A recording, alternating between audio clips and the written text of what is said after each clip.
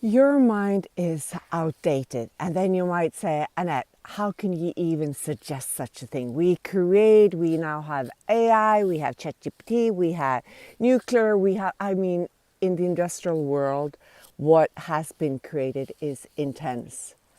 That's not my point.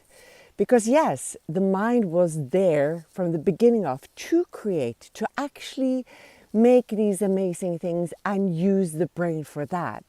But with evolution, our mind has gone into this extreme of being fearful. And what do I mean by that? It's very simple, because if you wake up every single day and you think about where your mind takes you, about the worry of tomorrow, you might not sleep during the night because you're worrying about all the tasks you're going to do. When you wake up, you look it in the mirror and you think, oh, who is this person? I want to look different. I want to look taller, smaller, say the smartest things, have a brighter mind. Whatever it is that you tell yourself, that is based on fear. And the things that you keep on repeating to your mind, that becomes a reality. So think about that. Just be aware. All I'm asking is for you to be aware and be conscious of what your mind thinks. Because you are not your mind. I promise you. It was born there or was given to create. Your mind today is based on somebody else's information. It's based on your teacher. If that's your parents, that's your teachers, that's your friends, that's the government, it doesn't really matter. So you have to kind of double check. Is this actually your idea, or is it based on the information that was given to you when you were a child? Because our mind is really, really soft. It's like plasma. So when you were young, from the age of 0 till the age of 7, when you were actually learning, it's like a sponge. It takes up all the information, it gathers it, it puts it in the library, archives it, and it becomes your reality. But if we weren't taught critical thinking, there's a fat chance that we actually went and double checked if it's our information that we were born with, because you were born with a chip that now has been filled with somebody else's information. And where is your unique blueprint? I'm going to do a lot of series on this, because this is what my passion is. It is to make everyone just reevaluate what is theirs and what is somebody else. Because if you don't use the unique information that you have, you won't be able to create optimally. You will just use a bad blueprint that is somebody else, and the results will be kind of mediocre. For those people that has actually done this job, if you look back in history and you look at unique painters, poets, creative people in all aspects of life, they have always questioned, what is life about? Who am I? Am I the taught version, or am I something else? Do I want to stand in the box that has been created for me by society, by parents, by whomever? And I'm not saying that anyone is at fault here. I'm not judging parents or teachers or society.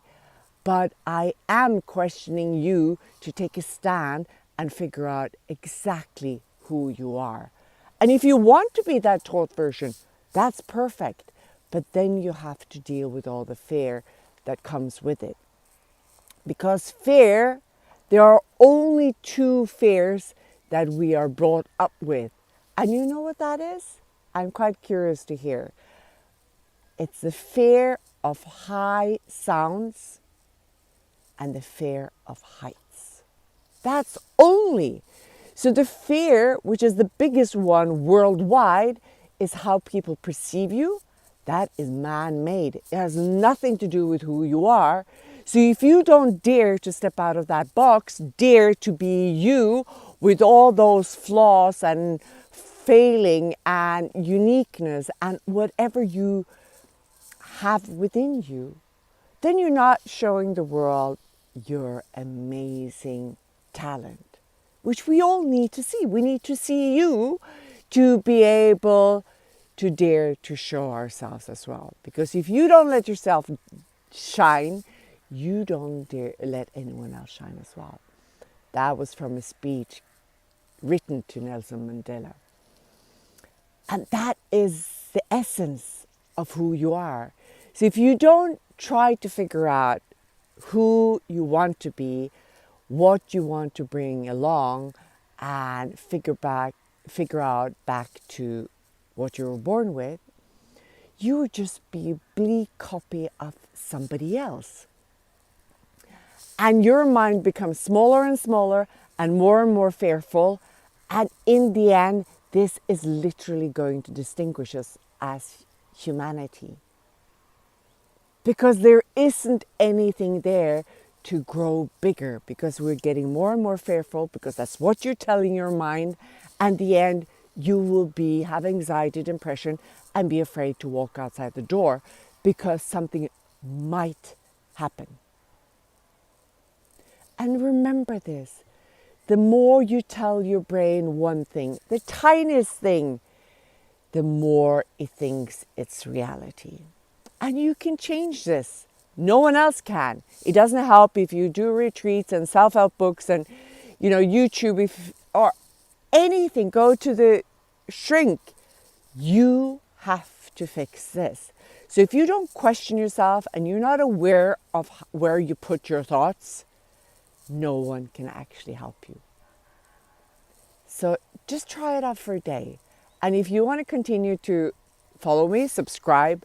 If you just want to have a chat, I'll leave a link in the comment and you can figure out how to get out of your mind and create a new one that serves you.